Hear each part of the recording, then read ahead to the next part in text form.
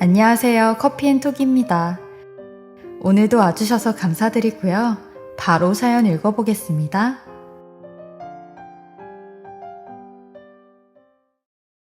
안녕하세요. 이제 40을 한 해 앞두고 있는 여자입니다. 아마 이 나이까지 혼자인 저를 보면 눈이 높은 건 아닌지 너무 따지는 걸까 궁금해하는데요. 사실 살면서 저는 돈과 가난을 떨쳐버렸던 적이 없거든요. 그걸 벗어나기 위해서 오늘까지 살아왔다고 해도 과언이 아니에요. 모두 한 시절은 가난하고 힘든 시절이 있겠지만 어릴 적부터 집안 형편은 계속 어려웠고 그게 교육을 시킬 정도로 또 이어지지 못하니 또 낮은 자리에서 일을 찾아야 하고 사슬 같은 긴 고리를 한 번에 끊기가 쉽지 않더라고요. 모든 것들이 돈과 연결돼 있다 보니 저 혼자 힘으로 벗어나는 게 쉽지 않았어요. 그렇게 겨우겨우 저 혼자 우겨서 대학에 입학하게 됐는데 그마저도 눈치가 보여서 마치 저만 집안 상황을 모른 채 한 사람이 되더라고요. 그래서 형제들끼리도 저를 시샘하는 일이 꽤 많았어요. 끝까지 이기적이고 제멋대로라고요. 그런데 전 나중에 우리 중에 누구라도 한 사람은 대학을 졸업해 공장이나 가게에서 일하는 것이 아닌 번듯한 직장을 선택할 수도 있어야 한다는 생각이었었거든요. 단순히 돈을 빠르게 번다고 가난이 곧장 해결되는 게 아니잖아요. 동생들은 줄줄이 은행이며 공장에 취업해 돈을 벌 생각으로 가득 찼는데 저만 대학에 가겠다고 버득버득 우겼죠. 아마 부모님도 졸업하면 무조건 취직부터 해야지 라는 생각을 계속 쇠뇌한 것도 있어요. 엄마, 난 대학에 갈 거라고. 언제까지 이렇게 살 건데. 네가 배가 불렀구나. 헛바람이 잔뜩 들었네. 다른 애들은 대학 가면 축하한다고 공부만 잘하라고 난린데 엄마 한 번이라도 그래 본 적 있어? 항상 그놈의 돈 때문에 아무것도 못 해줬잖아. 그래, 그럼 좋은 집구석에서 태어났지. 지금이라도 안 늦었으니까 그 좋은 집 가서 살아봐. 나도 후회해. 내가 왜 이 집에서 태어났는지.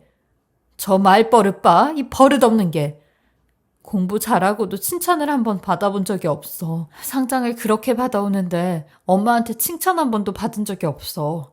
왜? 엄마는 나 공장이나 보내서 돈 버는 기계로 쓸 생각이니까. 아니야? 조용히 안 해? 내가 엄마 자식 맞아? 엄마, 내가 잘 되길 바라는 거 맞냐고. 내가 알아서 할 거야. 엄마한테 손 안 벌릴 거야. 그러니까 나한테 이래라 저래라 하지 마. 그렇게 아무도 축하해주지 않는 대학을 입학해 다른 친구들은 떠나는 모임에도 단 한 번 간 적 없이 닥치는 대로 온갖 아르바이트를 병행하면서 지냈습니다. 어떤 때는 공부보다도 아르바이트하는 시간이 더 많을 정도였죠. 그러다 우연히 제 상황을 알게 된 교수님이 있었는데 담담하게 절 돕고 싶다고 말씀하시더라고요. 등록금을 4년 내내 책임져 주겠다는데 그 이야기를 듣고 반가운 마음도 있었지만 두렵기도 했어요. 생각해 봤니? 교수님, 사실 너무 감사한 제안이지만 덜컥 받기가. 그렇다고 제가 자존심 세우고 그런 건 아닙니다. 알아. 나도 너 같았거든. 나에게도 은인인 분이 있어. 나도 그분 아니었으면 지금 교수는 절대 못 됐을 거야. 인생에 가장 힘들었던 순간에 누군가 그렇게 손 내밀어 준 거야. 그게 누구였어요? 어느 교수님께서 지금과 똑같았지. 나도 받기 힘들었다. 그랬었고 너처럼. 그런데 교수님은 왜 받으셨던 거예요? 고민 많이 했지. 다 커서도 그분께 갚기 위해 살았고. 어느 날 직장에서 번 돈을 모아 교수님을 다시 만났는데 그분은 죽어도 돈은 안 받겠다는데 내가 갚을 방법을 알려주시더라고. 무슨 방법이요? 나중에 너와 같은 상황의 제자를 도와서 갚으라고. 나도 이제야 널 만나서 내 빚 갚는 거야. 너도 나중에 또 이런 상황이 오면 갚으면 되는 거고. 그래도 너무 큰 돈이라서. 갚아. 누군가에게 꼭 돌려줘. 약속해라. 그렇게 전 교수님과 둘만의 약속을 하고 그날부터 조금 더 공부에 매진할 수 있게 됐어요. 그렇게 4년 동안을 매일같이 직장인이 되는 꿈을 그리면서 살았죠. 그리고 교수님의 추천으로 대학 졸업 전 곧장 취업까지 하면서 그날 이후로 자산관리사로 일을 할 수 있게 됐습니다. 저는 이 긴 시간을 기다려준 가족들에게 미안하고 고마운 마음을 갚자라는 생각 하나만으로 달려왔죠. 때로는 취업해서 지쳐있는 동생들의 목소리를 들으면 죄인이 된 기분이 들기도 했고, 제 고집대로 대학 가면서 엄마에게 퍼부은 독한 말들이 생각나기도 했지만 언젠간 2배, 3배 갚아줄 거라고 다짐했어요. 우리 집안에 끊어내지 못한 가난이라는 고리를 제가 끊어보겠다고요. 그리고 동생들보다 몇 배 더 버는 월급으로 전 보란 듯이 가족들에게 든든한 지원을 해주는 처지가 됐어요. 그때부터 엄마도 저에 대한 그때 반항을 큰 뜻으로 이해해 주시더라고요. 엄마, 이제 분식집 정리해. 내가 용돈 드린다니까. 딸이 준 돈이 아무리 많아도 내가 버는 게 다르다. 이제 누릴 때 됐어. 내가 대학 간다고 하도 우겨서 그때 엄마 많이 속상하게 했잖아, 내가. 이제 생각하면 네가 잘했지. 엄마가 바보였다. 엄마도 혼자 우리 셋 키웠을 거 생각하면 그럴 수밖에 없었다는 거 나 이해해. 철부지처럼 딸은 대학 간다고 버럭 소리 지르고 서울로 가버리고. 그래도 지금은 다 너만 믿고 살잖아. 고마워. 어느 순간 동생들도 저를 믿고 의지하기 시작하더라고요. 언니, 이제부터 전 재산 싹 맡긴다. 전 재산을? 부담스러운데. 언니가 책임지고 불려줄게. 역시 똑똑한 언니드니까 다르네. 몸 아픈 건 괜찮아? 계속 골골거리면서 살아야지 뭐. 그래도 열심히 잘 모으는 거야. 이만큼 모으는 사람도 별로 없어. 잘하고 있으니까 언니 믿고 기다려봐. 고맙다 언니야. 그나저나 언니 하는 일이 뭐지? 웃긴다 정말. 넌 그것도 모르면서 돈부터 맡겨? 아이, 돈 벌어다 주는 사람인 것만 알지. 하나도 모른다. 그렇게만 알면 돼. 별것도 없어. 엄마는 그나저나 분식집에 무슨 일을 안 것 같던데? 무슨 일? 자세히 말은 안 하는데 잠깐 문 닫겠대. 엄마 고집에 분식집을 닫겠다고? 몰라. 경찰도 오고 그랬다는데 말을 도통 안 해준다. 무슨 일인데 경찰까지 와. 애들이 신고했을 리도 없고. 내 말이 내가 조금 더 알아봐야겠다. 나도 언니 더 알아보고 연락할게. 그렇게 엄마 인생에 처음으로 2주일 동안 가게 문을 닫는 일이 일어났다고 해서 저도 걱정이 돼 낮에 엄마 집으로 향했습니다. 딸이 아무리 자산관리사가 되어도 엄마는 돈 한 푼도 저에게 안 맡기고 오로지 자기 피땀 흘려 번 돈으로 잘 살겠다고 생각하는 정직한 사람이었거든요. 제 머리로는 도통 엄마가 문을 닫을 만한 무슨 상황이 벌어졌을지 전혀 그려지지 않더라고요. 아이들도 엄마 손맛 좋다면서 매일 오는 친구들이 있기도 하고, 학부모님들은 작은 가게지만 청결하게 관리하는 엄마를 믿고 김밥도 단체로 매일 주문하는 정도였거든요. 아무리 물어도 엄마의 굳은 입은 열리지 않더라고요. 아무 일도 없다니까. 정말 끝까지 말 안 해줄 거야? 일 없어. 직장이나 가. 그렇게 아무 수확도 없이 집으로 돌아가려는데 그래도 분식집 앞을 한번 가보는 게 낫겠다는 생각이 들더군요. 개인 사정으로 2주간이나 휴무한다는 엄마의 메모 한 장 외에는 아무것도 흔적을 볼 수가 없었습니다. 그런데 유경이지? 첫째. 좋은 직장 다니는 첫째 맞지? 아, 이모 안녕하세요. 아유, 어떡해. 엄마 몸은 좀 괜찮으셔? 네? 아, 그 미친 여자가 그렇게 얼굴에다 고추장을 퍼부었으니 눈도 따갑고 했을 텐데 그날 밀쳐서 바닥에 넘어져서 엉덩이에 피멍까지 들었던데 좀 나아졌어? 누가 그런 짓을 했어요? 그날 일을 생생하게 본 떡집 이모가 이야기해 주더라고요. 알고 보니 엄마가 만든 떡볶이를 먹고 배탈이 났다면서 손자를 끌고 온 어떤 여자가 엄마에게 막무가내로 그런 짓을 벌인 것 같았죠. 엄마는 하루에도 많게는 60명이 넘게 먹는 건데 청결과 위생에 지나치게 신경을 쓰던 분이었거든요. 우리 키울 때 생각난다면서요.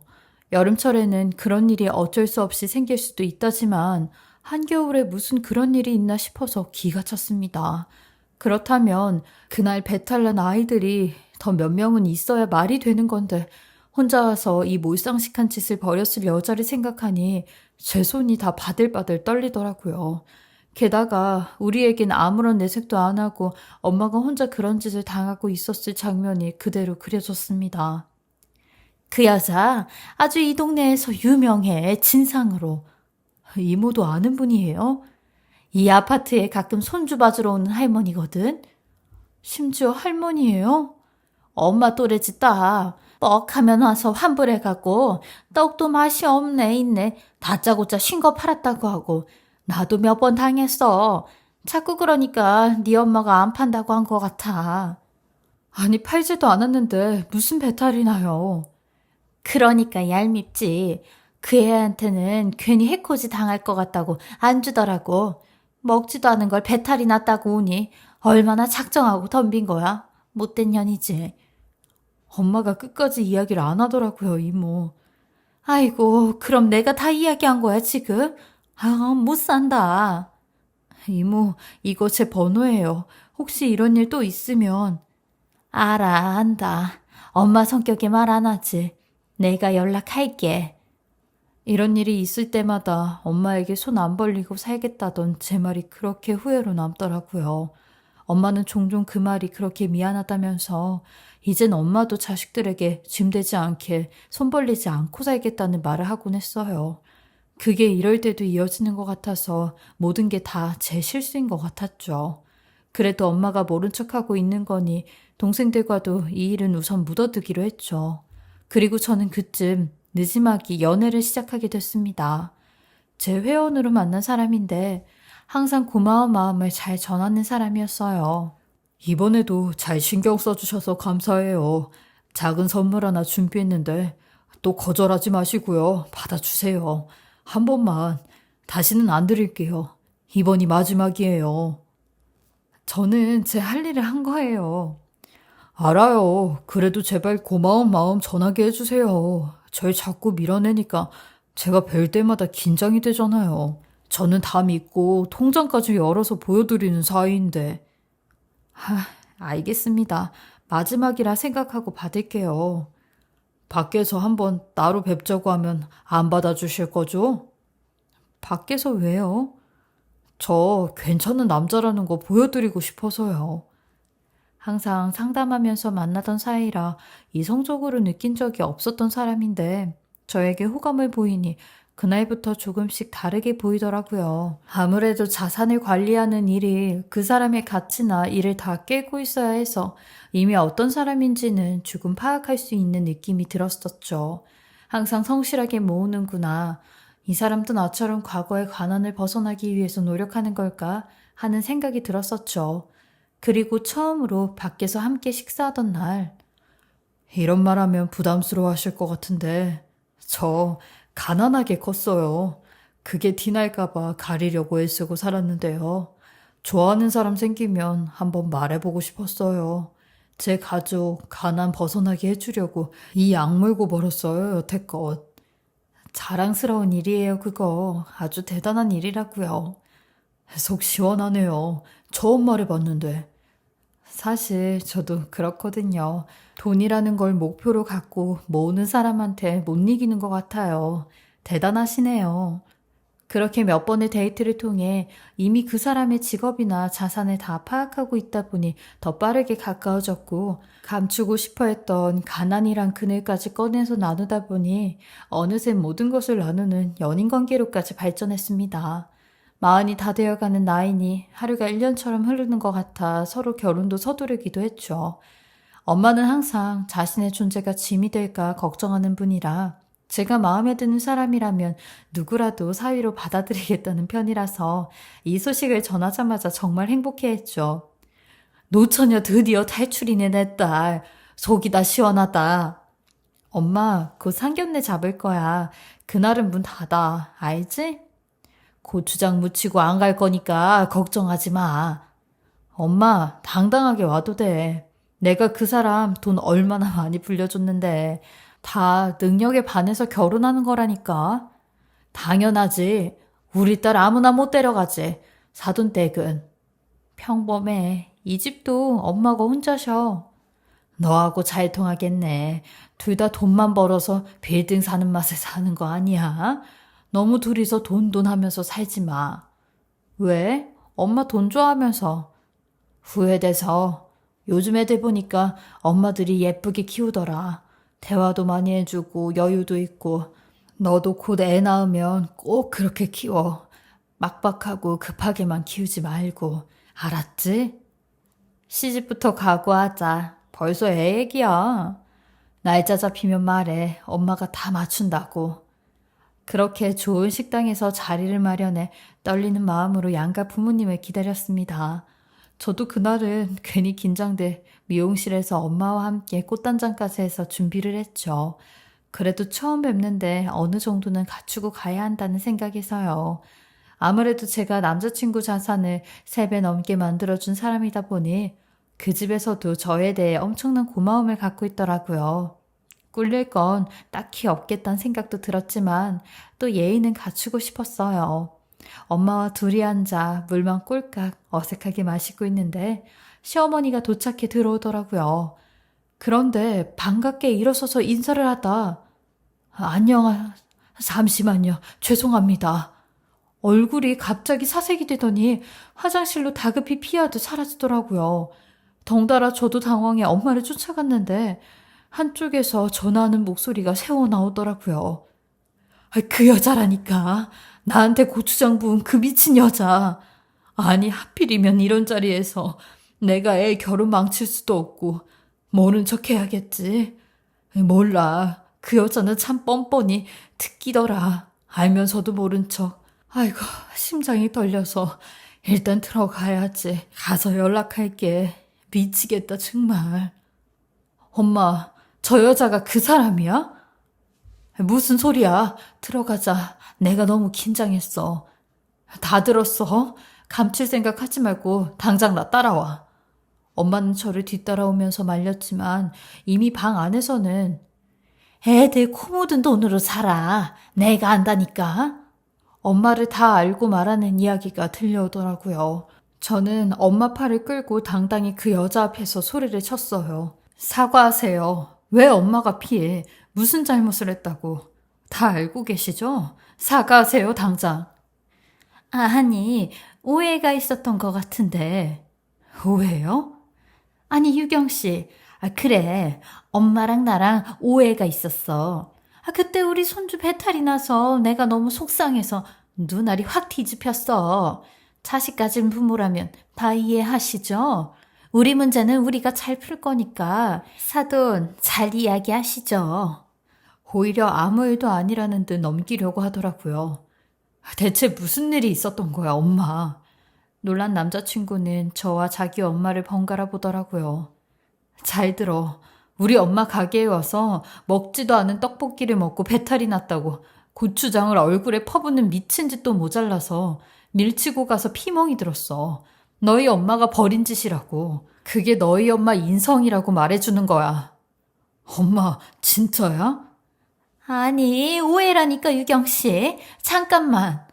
전 그날 엄마한테 그런 몰상식한 짓을 저지른 여자가 제 시어머니가 될 거라고는 상상조차 못했습니다. 엄마, 왜 그러고 다녀 쪽팔리게. 결혼 망칠 일 있어? 아니, 그게 나는. 엄마 됐고, 사과해. 빌라고 빨리. 호해라니까. 좋게 풉시다. 막대 먹은 집이라 그런가? 뭐라고요? 아니, 말이 안 통하잖아, 수준이. 대화를 해야지. 그렇게 대화 좋아해서 고추장부터 퍼부었어요? 예, 실수라잖아. 그래요, 그럼. 저도 실수입니다. 분명히 말했어요. 저는 그 여자 위에 빨간 김치를 퍼부었습니다. 엄마가 당한 그대로 똑같이 갚아주고 싶었거든요. 그런데 최소한의 사과도 없이 뻔뻔하게 오해라고 우기는 얼굴을 보니 저도 참을 수가 없겠더라고요. 인연이 지금 미쳤나 이게? 어디 어른한테? 서로 실수 하나씩 했네요. 그럼 된 거죠? 잘못했다고 빌라고. 제가 대신 사과드릴게요, 어머니. 아니, 하지 마. 유경아, 제발 이러지 마. 엄마 대신해서 내가 사죄할게. 사죄할 게 없지. 내가 뭐 그렇게 잘못했다고 사죄를 해. 아니, 가게에선 손님이 왕 아니야? 그런 말이 있듯이 나는 내 권리를 따진 건데 손님인 내가 이런 말을 들어야 돼? 그저 떡볶이집 하나 하면서 딸 하나 어찌어찌 잘 키웠다고 이러는 거야? 아니, 결혼도 하기 전에 내가 굽히고 들어가야 되는 거냐고. 나도 우리 아들 번듯이 키운 사람이야. 제가 막 다그치니 예비 시어머니도 본인 감정에 주체하지 못했고 점점 도를 지나치는 소리를 해댔어요. 이 모습을 보니 본성을 어찌 숨길 수 있나 싶더라고요. 예비 신랑은 진땀을 뻘뻘 흘리며 저희 엄마에게 본인이 대신 사과를 하기 시작하는데 저는 그런 예비 신랑의 팔을 놓으며 미안하지만 우리 엄마한테 이런 식으로 대하는 집안 사람이랑 하는 결혼 나는 절대 안 해. 네 돈? 능력? 하나도 안 부러워. 내가 더 잘하면 잘했지. 그래도 너 성격 하나 믿고 여기까지 온 건데 너희 엄마 수준 보니까 더 가볼 것도 없겠다. 라고 소리를 치니 그 아줌마는 제 말에 노발대발하며 네가 뭔데 우리 아들을 그렇게 평가하냐며 방방 뛰더라고요. 살다 살다 저런 사람은 그날 처음 보는 것 같았어요. 그 모습을 보고 있자니 시간 낭비인 것 같아 엄마와 함께 그 자리를 나왔고 식당 밖에 나와 숨을 돌리고 있는데 문득 놓치고 있던 무언가가 머릿속을 스치는 겁니다. 예비 신랑에겐 여동생이 하나 있는데 독일 남자를 만나 결혼을 해 혼혈아 조카가 2명 있고 현재는 남편 따라 독일에서 산다고 했던 말이었죠.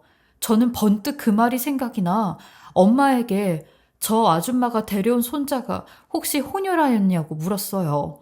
그러니 엄마는 아니라면서 완전 한국인이라고 하더라고요. 그렇담 저 아줌마가 손자라고 데리고 온 남자아이는 대체 누구인가 의문이 들기 시작하는데 왜 사람의 촉이라는 게 있잖아요. 제 촉을 따져 물어야겠다 생각을 해 다시 그 모자가 있는 식당 안으로 들어갔어요. 그리고 문 밖에서 들려오는 소리를 들었는데 엄마, 나 그 사람 없으면 난 아무것도 못한다고. 당장 나가서 사과해. 유경 씨가 여태 내 돈 다 관리해주고 여기까지 오게 해준 사람인데 엄마는 알지도 못하면서 내 앞길 망칠 생각이야? 저 사람 없으면 난 아무것도 못한다고. 비는 척이라도 해. 그리고 내가 태환이 데리고 다니지 말라고 했지. 왜 자꾸 전처 만나서 태환이 데리고 다니냐고. 엄마가 쓸데없는 짓 하니까 이 사달이 나지. 내가 그 여자 만나지 말라고 했지. 네가 태환이를 안 보려고 하니까 나라도 봐야지. 그리고 네 아들, 내가 내 손자 보고 싶어서 데리고 다닌다는데 뭐가 문제야? 그 떡볶이 장사하는 옆엔 내가 잘못한 거라니까. 아니, 그 여자가 항상 태환이 친구보다 우리 태환이한테 떡볶이를 적게 준대잖아. 그래서 그랬지. 나 이제 장가 가면 그 여자랑 태환이하고는 연 끊어야 된다고 얘기했잖아. 그래서 그 여자랑 돈으로 계약까지 한 거고. 근데 엄마가 이렇게 초를 치면 어쩌냐고. 나한테 남은 손자는 태환이 하나다. 쟤는 나이 먹을 대로 먹어서 애나 가질 수 있냐고. 어디 하나 안 망가진 게 다행이지. 임신이나 하겠냐고. 엄마, 임신이 뭔 대수야. 나는 자식 하나 있는 것만으로도 아주 진절머리가 나. 그리고 어차피 결혼해서도 애 안 낳으려고 했다고. 저 여자가 돈 많이 불려주고 돈만 있으면 됐지 뭔 손주 욕심이 그렇게 많아? 라고 하는데 그 말에 예비 신랑이었던 그 쓰레기만도 못한 놈이 실은 총각이 아니라 애 딸린 이혼남이었다는 걸 알게 되었어요. 그리고 이 절묘한 타이밍에 모든 진실을 알게 되었는데 너무 충격적이었죠. 만약에 제가 이 소리를 못 듣고 그냥 따지고 들었다면 분명 이 두 사람은 어떻게든 또 거짓말을 했을 거예요. 조카 손자라고 할 수도 있고 친구 손자라고도 할 수도 있었겠죠. 그리고 그 안에서 두 사람은 사과를 하라 마라 옥신각신하며 문 밖으로 나왔고 가만히 서 있는 저를 보곤 기겁을 하더군요. 태환이? 당신 아들, 전처, 그리고 날 당신 수단으로 생각한다는 거 아주 잘 들었어. 이 사기꾼 같은 새끼야. 어디서 애 딸린 이혼남이 총각인 척 날 속이려고 해? 너는 오늘부로 인생 끝난 줄 알아. 주식의 주자도 모르고 부동산의 부자도 모르는 무식한 인간아. 당신 인생 이제 고꾸라지는 일만 생겼다고. 깡통 한번 차봐. 하며 가슴팍을 주먹으로 있는 힘껏 밀치며 밖으로 나왔어요. 제 꽁무니를 따라오는 그놈에게 뺨이라도 한 대 더 날려주고 싶었지만 꾹꾹 눌렀죠. 엄마도 대충 상황 파악을 하고는 제게 괜찮냐고 하는데 그런 엄마에게 미안하면서도 화가 나는 감정에 괜시리 마음에도 없는 말로 화풀이를 하고 말았어요. 저도 참 못난 딸이죠. 왜 바보같이 엄마가 피해? 엄마가 잘못한 거 없고 더욱이 난 엄마가 반대하는 결혼은 할 생각도 없었는데 저 여자가 엄마한테 한 짓 끙끙 앓고 속상해했잖아. 그런데 엄마는 저 여자 보고도 왜 견뎌? 왜? 엄마는 네 인생 또 망칠까 봐 그랬어. 여태 그랬잖냐. 너 공부 안 시킨 것도 대학 안 보낸 것도 그게 다 내 탓만 같아서 결혼만은 망치게 하고 싶지 않았어. 라며 눈물을 보이시는데 그만 탄식이 나오고 말았어요. 엄마한테 제 인생의 모든 건 늘 짐이고 죄책감이었구나 하는 생각이에요. 전 그런 엄마의 손을 잡으며 울면서 이야기했어요. 엄마 이제 그만 그런 생각하고 마음의 짐 다 내려놔. 난 엄마가 그런 생각하고 있는지도 몰랐어. 되려 내가 죄송해요, 엄마. 그리고 엄마가 내 결혼 인생을 구해준 거나 다름없어. 만약에 엄마가 저 여자랑 마주치지 않았다면 난 아무것도 모르고 마냥 결혼했을 테고 엄마 덕분에 내가 산 거라고 하며 끌어안고 한참을 울었네요. 그날 이후 저는 예비 신랑놈을 제 고객 명단에서 빼고 더 이상 얼굴 보는 일 없도록 하자고 했어요.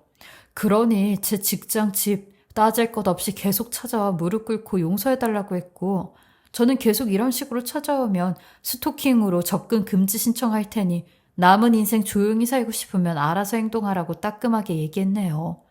정말 저희 엄마 아니었음 아무것도 모르고 이 사기꾼 모자에게 속아 제 결혼 인생에 좋은 글씨를 남길 뻔했으니까요. 저는 그 뒤로 저희 가족과 일에 매진을 하며 지내고 있어요. 저도 사람인지라 한동안은 가시지 않은 충격에 일상생활에도 금이 갔었는데 그럴수록 저만 더 손해라는 걸 알게 되어 다시금 마음을 다잡고 더 건강하게 살고 있어요.